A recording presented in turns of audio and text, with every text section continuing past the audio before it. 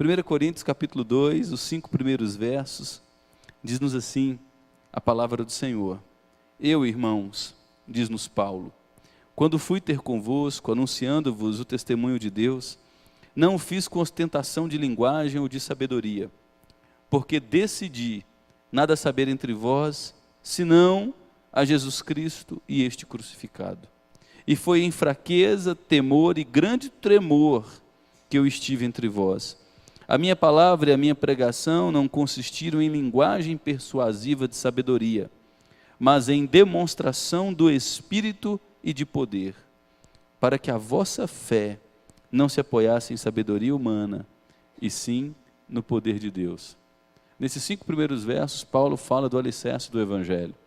Nós vimos que a igreja de Corinto é talvez uma das igrejas mais problemáticas do Novo Testamento. Muita gente diz, eu queria ser a igreja de Corinto, porque é uma igreja com várias manifestações de dons. A minha resposta é, eu tenho receios em desejar ser a igreja de Corinto. Porque a igreja de Corinto tinha irmão dormindo com a mulher do próprio pai. Na igreja de Corinto tinha gente levando o outro na justiça.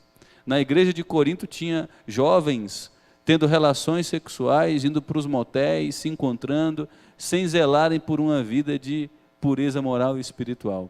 Na igreja de Corinto, os homens e as mulheres iam para os cultos a Deus Afrodite, num templo para 1000 prostitutas cultuais, e depois que entravam em êxtase religioso, tinham as orgias espirituais.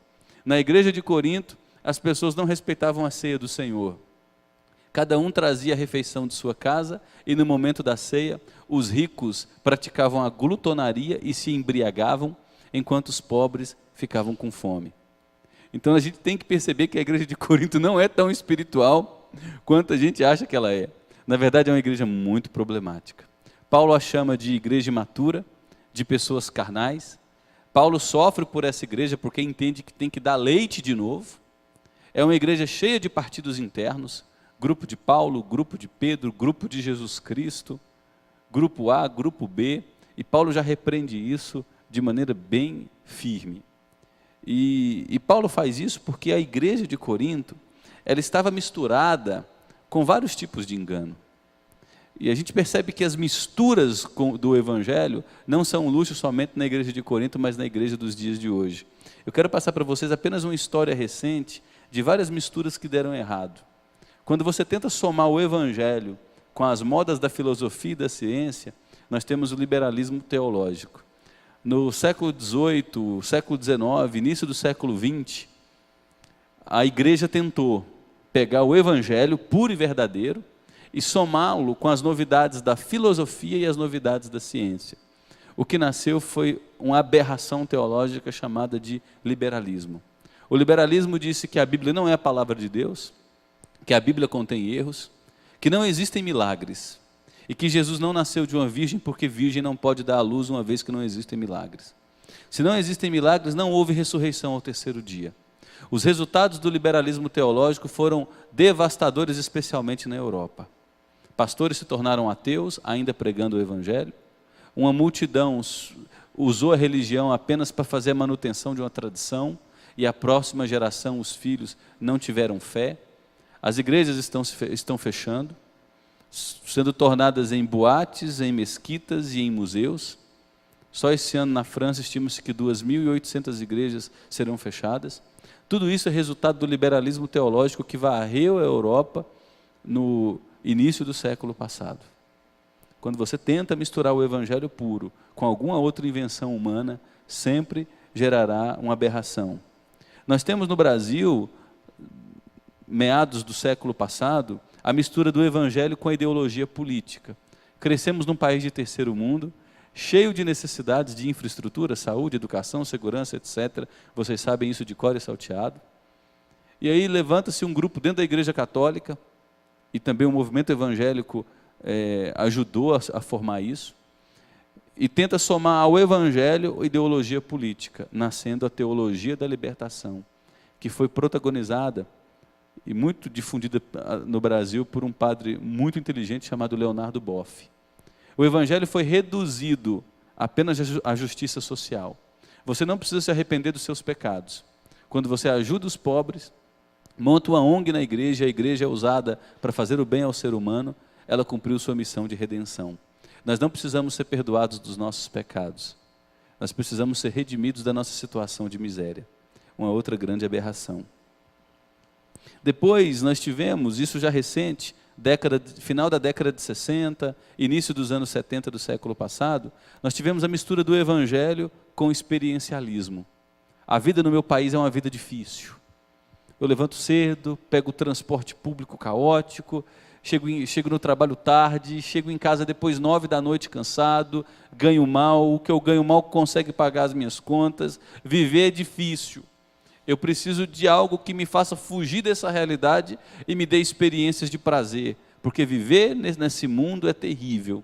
E aí nós construímos algo chamado neopentecostalismo, fundamentado em novas revelações e superficialidade. O evangelho puro e simples, anunciado nas Escrituras, tendo Jesus como nosso único e suficiente Senhor e Salvador, e aquele que nos sustenta em todas as necessidades, não foi mais suficiente. Daí nós temos a necessidade de novas revelações, daí nós temos a necessidade de ir para um culto, apagar as luzes e produzir uma música melosa, com um timbre vocal choroso, para eu me arrepiar, porque na verdade eu preciso de novas experiências, e muitos de nós acabam avalizando o culto pelas experiências sensoriais. O culto foi bom se eu senti algo ou não. Depois nós associamos ao evangelho o pragmatismo. O resultado foi um balcão de negócios. Os fins justificam os meios. E isso não é incomum. A gente olha as técnicas de marketing, as técnicas de mercado, e vamos trazer isso para a igreja. Não vamos necessariamente pregar a Bíblia, porque a Bíblia é dura. Quando você prega a Bíblia expositivamente e procura conhecer todo o desígnio de Deus, Deus desmascara o nosso pecado. E ao sermos desmascarados, nós sofremos dores. Só depois que somos desmascarados é que o Evangelho nos apresenta a boa notícia, a notícia da salvação pela graça, somente pela fé em Cristo Jesus. Mas como a gente não gosta de ter o nosso coração machucado, e olha que nós somos um povo que se magoa com grande facilidade, a gente cria uma igreja balcão de comércio. Nós oferecemos às pessoas experiências, nós oferecemos palavras de autoajuda, nós oferecemos às pessoas promessas de ganhar o céu já nessa vida. A gente passa a conceber a igreja nos valores de mercado. Quando você vê um prédio com o nome de igreja cheio, você está dizendo, ali dá certo. Ali dá certo. E não é incomum. O dia que a igreja está cheia, eu ouço isso com certa frequência, nessa igreja. Quando a igreja está cheia, termina o culto, normalmente chega alguém em mim e diz, pastor, que culto abençoado. Eu já espero a próxima expressão. A igreja estava lotada. Olha o pragmatismo no nosso DNA. A pessoa não quer saber se a música foi fiel, se a exposição glorificou a Deus, se vidas estão sendo convertidas e santificadas na verdade. Se está dando certo, se funciona, é porque está ok. Os fins justificam os meios. Não importa mais a fidelidade das Escrituras. E por fim, isso é algo recente, que está sendo desenvolvido. Nós temos o Evangelho sendo somado à psicologia. O resultado é a nossa teologia do coaching. A teologia do coaching tem como predomínio a autoajuda e não a ajuda do alto. Na teologia do coaching, que está em desenvolvimento, eu preciso dizer que eu não tenho absolutamente nada contra o coaching. Eu acho o coaching uma ferramenta de maturidade para a sua vida fantástica. Para os negócios, para o ambiente de empresa, para o ambiente pessoal, de você se descobrir, estabelecer disciplina para a sua vida, é fantástico. O problema é quando a gente quer usar o coaching no púlpito. Aí você não pode mais falar de pecado, você precisa falar de potencial humano não explorado. O problema é quando você não pode mais chamar determinados comportamentos como errado, porque o ser humano já está ferido demais, então ele tem que ser estimulado a desenvolver o seu mais alto potencial. Por isso que você pode notar que as igrejas mais cheias hoje, as que mais crescem, elas agregam o neopentecostalismo com a teologia empresarial e a teologia do coaching. Procura produzir mecanismos externos para gerar experiência, através de jogo de iluminação, cor de parede, uma música contagiante, tecnologia de ponta, uma fala mansa, que jamais chama pecado de pecado, fala de inferno, fala da ira de Deus. Dificilmente numa igreja teologia do coach, neopentecostal e vinculada à filosofia de mercado, você vai escutar a expressão pecado, inferno, arrependimento e ira de Deus, dificilmente. Todos esses problemas, numa certa medida, estavam presentes na igreja de Corinto, através de seus vários partidos. E para corrigir esse problema é que Paulo fala sobre o fundamento do Evangelho.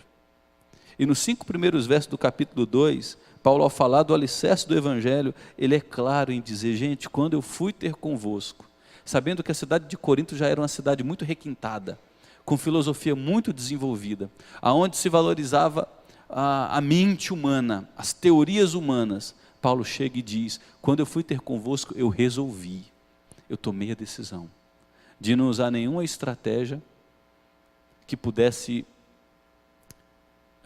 distorcer o conteúdo do Evangelho. Eu não usei nenhum recurso tecnológico para chamar a atenção de vocês. Eu apenas anunciei: Jesus Cristo morreu pelos nossos pecados, ressuscitou ao 3º dia, subiu aos céus, está sentado à direita de Deus e voltará para julgar, realizar novos céus e nova terra e reinar para todo sempre. Ele é a propiciação pelos nossos pecados. Ele enviou o seu Espírito àqueles que nele creem. Esse Espírito nos convence do pecado, da justiça, do juízo. É o nosso Consolador que nos sustenta. Eu preguei a vocês que a vida cristã é dura. A vida cristã não é vivida normalmente no topo da montanha. No geral, a vida cristã, para a maioria de nós, é passada pelo vale da sombra da morte. A vida cristã é vivida em meio a dilemas, em meio a enfermidades, em meio a crises financeiras, em meio a traições, em meio a perseguições, em meio a lutas avassaladoras por fora e lutas interiores, de emoções conflitantes. E a vida cristã é vivida na prática da coletividade, quando a igreja se une em oração, choro, jejum, choram com os que choram, se alegram com os que se alegram e procuram construir suas vidas sobre o alicerce da palavra. Eu não quis saber nada de invenção humana diante de vocês, porque vocês apreciam demais isso. Então a única solução que eu trouxe para vocês foi mostrar o fundamento do Evangelho. No versículo 2, Paulo diz: Jesus Cristo e Jesus crucificado. A cidade de Corinto valorizava demais a engenharia humana, valorizava demais o requinte na fala, o jeito bonito de vestir. Pode perceber que os pregadores de hoje, isso é importante, né? Se vestem muito bem, todos saradinhos, malhadinhos. O padre Fábio de Mello, que até pouco tempo era um desses promotores da teologia do coaching, está começando a fugir do perfil, né? Mantém as roupas coladinhas, mas já está bem mais cheinho. Então ele já está fugindo do perfil de pregador da teologia do coaching. Não serve, porque passou por um processo depressivo, etc. O que Paulo está dizendo é: eu fui diante de vocês em fraqueza. Provavelmente Paulo chegou na cidade de Corinto adoecido. Ele diz que tinha um problema muito sério. Na carta aos Gálatas ele diz que a presença dele diante da igreja foi tão vergonhosa para ele, que a igreja, se pudesse, retiraria os olhos para dar a ele. Então dá a entender que Paulo tinha um problema tão sério na visão, que gerava nele humilhação, gerava um pouco de nojo. E ele diz: quando eu cheguei diante de vocês, eu cheguei em absoluta fraqueza, para anunciar que a suficiência só está em Jesus e este crucificado. Então esse é o alicerce do Evangelho. O Evangelho e as nossas vidas, se quiserem ser edificadas na verdade, não precisam de nenhum outro tipo de invencionice humana. Se nós desejamos ser uma igreja saudável, se queremos construir nossas vidas sobre alicerce saudável, nós precisamos estar fundamentados, construir nossa estratégia sobre uma mensagem: Ele morreu pelos nossos pecados. Pecados graves, que nos afastavam de Deus e de sua glória e de seu amor. A ira de Deus estava sobre nós, mas Ele fez cair sobre o seu Filho o pecado e a maldição de todos nós, a fim de que nós, uma vez em Cristo, fôssemos perdoados e sarados de todas as iniquidades. O Filho ressuscitou ao 3º dia, e por ter ressuscitado, garantiu-nos também vitória sobre a morte. O Filho foi o primeiro fruto de uma multidão de colheita que virá. Nós também ressuscitaremos em glória em corpos incorruptíveis e glorificados. Essa é a mensagem. Depositem em Jesus e em sua obra eficaz e suficiente toda a esperança. No dia a dia, conheçam Jesus Cristo conforme revelado em sua palavra. Vai ter que desligar a televisão, vai ter que desligar celular, vai ter que ficar longe de celular, porque Instagram, Facebook, mídia social, YouTube não vai te ajudar a ser edificado na verdade. Vai ter que fazer jejum, vai ter que orar, vai ter que ir em vigília com seus irmãos de fé, vai ter que sair de casa para visitar os novos na fé, ajudá-los a serem edificados na verdade, vai ter que pedir ajuda para pessoas quando você se sentir fragilizado, vai ter que confessar pecados uns aos outros, vai ter que se alegrar com os que se alegram. Isso é vida cristã, que revela muito de fraqueza. Vida cristã é uma vida de gente vulnerável, que diz: eu preciso de Deus, eu preciso de seus meios da graça, eu preciso de sua igreja, eu preciso dos dons das outras pessoas, eu preciso da intimidade diária com Jesus Cristo. Ai de mim sem isso. Então, você quer construir uma vida edificada sobre um alicerce sólido? Construa sobre Jesus Cristo e este crucificado e agora também ressurreto.